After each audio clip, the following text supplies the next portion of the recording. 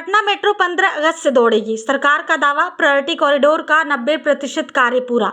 बिहार सरकार ने दावा किया है कि पटना मेट्रो का प्रायोरिटी कॉरिडोर 15 अगस्त 2025 से शुरू हो सकता है।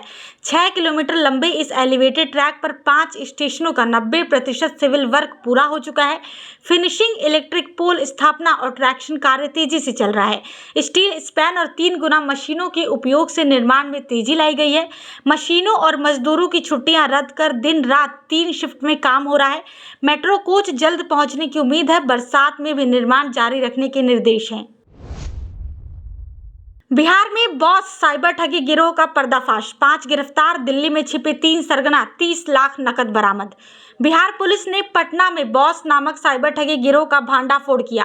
5 बदमाशों सुमित, सौरभ, संजीव कुमार, सुनील श्रीवास्तव, दीपांशु पांडे और पप्पू कुमार को गिरफ्तार किया गया। इनके पास से 30 लाख रुपए नकद, 2 पिस्टल, 13 गोलियां, 24 mobile, 7 laptop, 49 ATM card, 37 chequebook और 2 लग्जरी गाड़ियां बरामद हुई। गिरोह बेरोजगार युवकों के बैंक खातों से ठगी का पैसा क्रिप्टो करेंसी में बदलता था। दिल्ली में छिपे 3 सरगना आयुष, यश और अंश पूर्वी चंपारण के हैं। डीएसपी अभिनव पराशर की अगुवाई में छापेमारी हुई। एक डायरी से ठगी का ब्यौरा भी मिला। कमला बलान नदी उफनाई। दरभंगा सीतामढ़ी में दर्जन भर गांवों का संपर्क टूटा। बिहार में बाढ़ जैसे हालात बन गए हैं। कमला बलान नदी के उफान से दरभंगा के गौड़ा बौराम प्रखंड के बौराम, गोरमानसिंह और आधारपुर पंचायत के कई गांवों का प्रखंड मुख्यालय से सड़क संपर्क टूट गया। चतरा, रहीटोल, बौरम, मुसहरी, बांध, मनसारा जैसे गाँवों में लोग किराए की नावों से आवागमन कर रहे हैं। खेतों में फसलें डूब गई। सीतामढ़ी में झीम नदी पर बसंतपुर का अस्थायी डाइवर्सन ध्वस्त होने से दर्जनों गांव प्रभावित हैं। मानसून की आगामी भारी बारिश से स्थिति और गंभीर हो सकती है। सरकार ने 16 जिलों के अधिकारियों को अलर्ट कर हाई लेवल बैठक में तैयारियां तेज। पाटलिपुत्र गोरखपुर वंदे भारत एक्सप्रेस 20 जून से शुरू। टाइम टेबल जारी, 5 स्टेशनों पर रुकेगी। पाटलिपुत्र गोरखपुर वंदे भारत एक्सप्रेस 20 जून 2025 से शुरू होगी, जिसे प्रधानमंत्री नरेंद्र मोदी पाटलिपुत्र जंक्शन से हरी झंडी दिखाएंगे। ट्रेन सप्ताह में 6 दिन चलेगी। शनिवार को मेंटेनेंस होगा। गोरखपुर से सुबह 6:30 बजे रवाना होकर दोपहर 1:30 बजे पाटलिपुत्र पहुंचेगी और वापसी में 2:25 पर चलकर रात 9:35 पर गोरखपुर लौटेगी। ये मुजफ्फरपुर, मोतिहारी, बेतिया, नरकटियागंज और कप्तानगंज स्टेशनों पर रुकेगी। 8 कोच वाली ट्रेन में जीपीएस स्वचालित दरवाजे और बायो वैक्यूम शौचालय हैं। किराए की जानकारी मंगलवार तक जारी हो जाएगी। बिहार में 100 फास्ट ट्रैक कोर्ट बनेंगे। हत्या, लूट, डकैती के मामलों में त्वरित न्याय, रिटायर्ड जजों की तैनाती। बिहार में लंबित आपराधिक मामलों के निपटारे के लिए 100 फास्ट ट्रैक कोर्ट स्थापित होंगे। डीजीपी विनय कुमार ने बताया कि बड़े जिलों में 5 और छोटे जिलों में 1 से 2 कोर्ट बनेंगे, जहां हत्या, लूट, डकैती और आर्म्स एक्ट जैसे गंभीर मामलों का प्राथमिकता पर ट्रायल होगा। रिटायर्ड जजों की तैनाती का प्रस्ताव है और कोर्ट जमानत मामलों से मुक्त रहेंगे। पुलिस ने 1172 हिस्ट्री शीटर अपराधियों की 5.15 करोड़ की अवैध संपत्ति चिन्हित की है। भ्रष्ट पुलिसकर्मियों के खिलाफ शिकायत के लिए निगरानी, एसवीयू, ईओयू और मुख्यालय से संपर्क की अपील की गई। पटना में भीषण गर्मी के कारण स्कूलों का नया टाइम टेबल, 8वीं तक 11 बजे और प्री स्कूल 10 बजे तक संचालित। पटना में चिलचिलाती गर्मी के कारण डीएम डॉक्टर त्यागराजन एसएम ने 16 जून 2025 को नया आदेश जारी किया। कक्षा 8 तक के सभी सरकारी और निजी स्कूल सुबह 11 बजे और प्री स्कूल आंगनबाड़ी केंद्र 10 बजे के बाद बंद रहेंगे। कोचिंग संस्थान शाम 4:30 बजे के बाद संचालित होंगे। ये आदेश 17 जून से 20 जून 2025 तक लागू रहेगा। भारतीय नागरिक सुरक्षा संहिता 2023 की धारा 163 के तहत जारी ये निर्देश बच्चों के स्वास्थ्य को गर्मी से होने वाले नुकसान से बचाने के लिए हैं। पटना हाईकोर्ट का ऐतिहासिक फैसला, 3 बार तलाक कहने से नहीं होगा तलाक। मेहर भुगतान न होने पर याचिका खारिज। पटना हाईकोर्ट ने 16 जून 2025 को शम्स तबरेज की तलाक याचिका खारिज करते हुए कहा कि 3 बार तलाक कहने से तलाक मान्य नहीं होगा। कोर्ट ने मुस्लिम कानून के तहत तलाक के लिए निर्धारित मध्यवर्ती अवधि का पालन न होने और मेहर की पूरी राशि न चुकाने को आधार बनाया। शम्स ने 2007 में पत्नी इशरत जहां के खिलाफ बेतिया के दारुल कज़ा और सिविल कोर्ट में तलाक का मुकदमा दायर किया था। दावा किया कि उन्होंने गवाहों के सामने तलाक दे दिया। इशरत ने तलाक से इनकार करते हुए वैवाहिक जीवन जारी रखने की इच्छा जताई। कोर्ट ने याचिका को काल्पनिक और मनगढ़ंत करार दिया। पटना से दिल्ली मुंबई ट्रेनों में 30 जून तक नो रूम, 15 जुलाई तक वेटिंग। गर्मी की छुट्टियों से रेलवे पर दबाव। गर्मी की छुट्टियों और बढ़ते तापमान के कारण पटना से दिल्ली, मुंबई, कोलकाता, दार्जिलिंग, शिमला और देहरादून जाने वाली ट्रेनों में भीड़ चरम पर है। राजधानी, संघमित्रा, श्रमजीवी, मगध और पटना कुर्ला जैसी प्रमुख ट्रेनों में 30 जून तक टिकट उपलब्ध नहीं है। कई में 15 जुलाई तक वेटिंग है। लोग हिल स्टेशनों और धार्मिक स्थलों जैसे पुरी, गोवा और बेंगलुरु की ओर जा रहे हैं। रेलवे ने स्पेशल ट्रेनें चलाई, लेकिन भीड़ कम नहीं हुई। गोवा के समुद्री तट और दक्षिण भारत की यात्रा की मांग भी बढ़ी है। बिहार डीजीपी का बड़ा ऐलान, 1172 अपराधियों की अवैध संपत्ति होगी जब्त, नेताओं सहित माफियाओं पर नकेल। बिहार पुलिस ने 1249 थानों में चिन्हित 1172 कुख्यात अपराधियों की अवैध संपत्ति जब्त करने की कार्रवाई शुरू की है।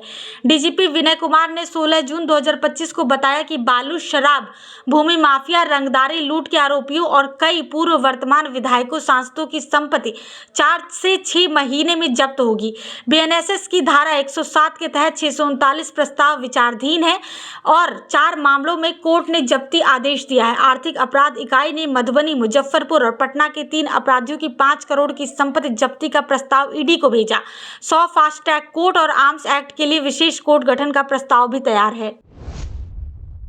मुजफ्फरपुर में श्रावणी मेला 2025 की तैयारियां पूरी। 21 मेडिकल कैंप, 150 ट्रॉलियां, कंट्रोल रूम स्थापित। मुजफ्फरपुर के बाबा गरीबनाथ मंदिर में श्रावणी मेला 2025 की तैयारियां जोरों पर है। डीएम सुब्रत कुमार सेन और एसएसपी सुशील कुमार ने 16 जून को फकुली मोड़ से मंदिर तक रूट लाइन का निरीक्षण किया।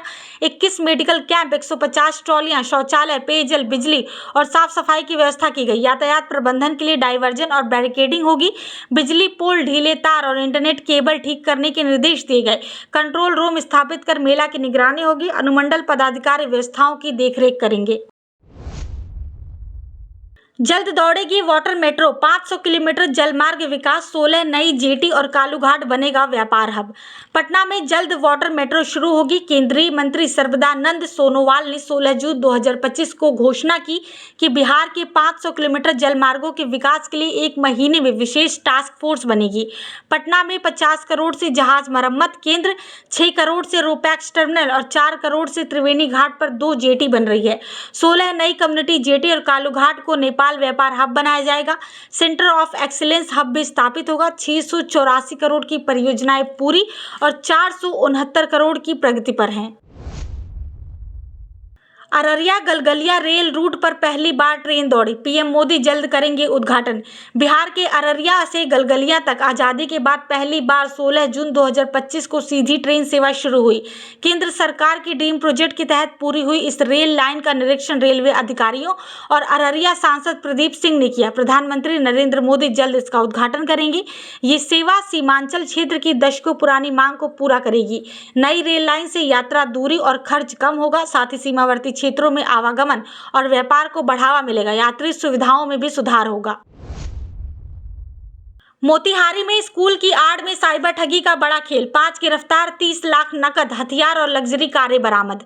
मोतिहारी में चांदमारी लाल बंगला के एक स्कूल में साइबर ठगी और डिजिटल अरेस्ट का रैकेट चल रहा था, जिसका पुलिस ने 16 जून 2025 को पर्दाफाश किया।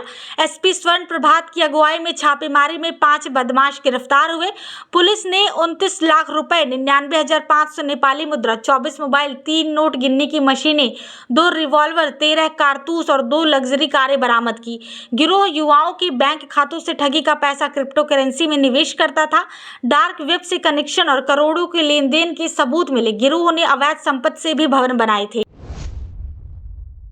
शिवराज सिंह चौहान का लालू पर हमला, बाबा साहब का अपमान बिहार कभी नहीं भूलेगा, बुद्धू नोनिया की जन्म शताब्दी पर बोले। 16 जून 2025 को पटना के बापू सभागार में शहीद बुद्धू नोनिया की जन्म शताब्दी समारोह में केंद्रीय मंत्री शिवराज सिंह चौहान ने लालू यादव पर निशाना साधा। उन्होंने कहा कि लालू का बाबा साहब भीमराव अंबेडकर का अपमान बिहार और देश कभी नहीं भूलेगा। चौहान ने बुद्धू नोनिया को आजादी का महारथी बताते हुए उनकी प्रतिमा लगाने की घोषणा की। डिप्टी सीएम विजय सिन्हा और सम्राट चौधरी ने नोनिया की बहादुरी को याद किया और कहा कि एनडीए सरकार ने पिछड़ों को 20% आरक्षण दिया। बुद्धू नोनिया को स्वतंत्रता सेनानी का दर्जा देने के लिए केंद्र राज्य सरकार प्रयास करेगी। बांका में चांदन नदी पर 170 मीटर लंबा पुल बनेगा। 200 करोड़ की लागत, दर्जन भर गांवों को राहत। बांका के अमरपुर में चांदन नदी पर वासुदेवपुर बिरमा को जोड़ने वाला 170 मीटर लंबा उच्च स्तरीय पुल बनेगा, जिसकी लागत 200 करोड़ रुपए होगी। भवन निर्माण मंत्री जयंत राज कुशवाहा ने बताया कि सर्वेयर टीम ने निर्माण स्थल को सर्वे पूरा कर लिया है और जल्द ही निर्माण शुरू होगा।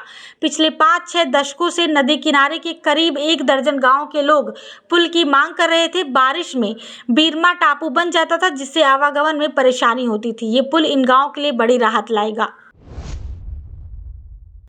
मुजफ्फरपुर से दरभंगा, पूर्णिया, मोतिहारी का सफर होगा आसान। NH-27 और 4 लेन सड़क बनेगी 6 लेन। मुजफ्फरपुर से दरभंगा, पूर्णिया और मोतिहारी की यात्रा जल्द आसान होगी। सरकार ने NH-27 और मुजफ्फरपुर मोतिहारी 4 लेन सड़क को 6 लेन में बदलने का फैसला लिया है। DM सुब्रत कुमार सेन ने बताया कि राष्ट्रीय राजमार्ग प्राधिकरण ने परियोजना शुरू कर दी है। 6 लेन से वाहनों का दबाव कम होगा, यातायात सुगम होगा और सड़क दुर्घटनाएं घटेंगी। जल्द DPR तैयार, निविदा प्रक्रिया शुरू होगी। ये परियोजना व्यापार, उद्योग और सड़क सुरक्षा को बढ़ावा देगा, खासकर उत्तर बिहार के व्यावसायिक केंद्र मुजफ्फरपुर के लिए।